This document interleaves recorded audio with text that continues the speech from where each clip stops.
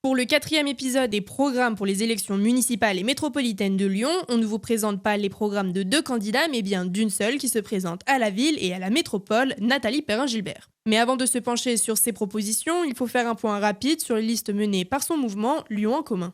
Il faut savoir que le mouvement Lyon en commun ne présente les listes à la métropole que dans 6 circonscriptions de Lyon, laissant le parti de la France Insoumise mener les listes dans les 8 autres circonscriptions. On peut désormais se pencher sur son programme en 2 minutes.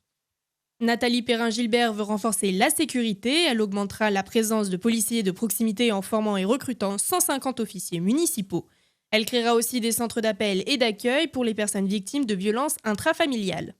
Concernant l'éducation, si elle devient maire, Nathalie Perrin-Gilbert veut combler le manque de crèches et d'écoles. Elle créera ainsi 400 nouvelles places en crèche. Elle veut aussi lutter contre le décrochage scolaire à travers un accompagnement des jeunes.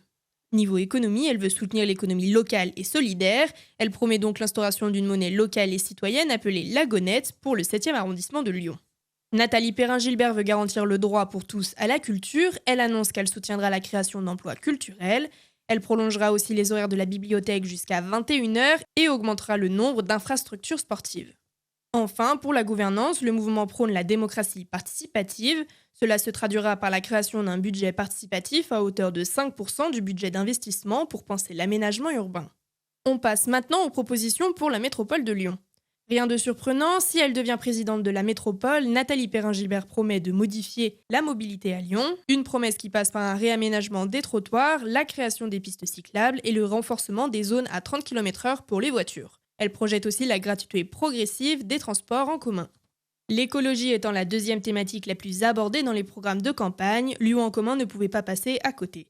Ils veulent préserver les espaces non bâtis et naturels et créer des îlots de fraîcheur sur les espaces publics peu arborés. Ils proposent aussi d'expérimenter des espaces piétons et réduire de 50% le nombre de déchets incinérés.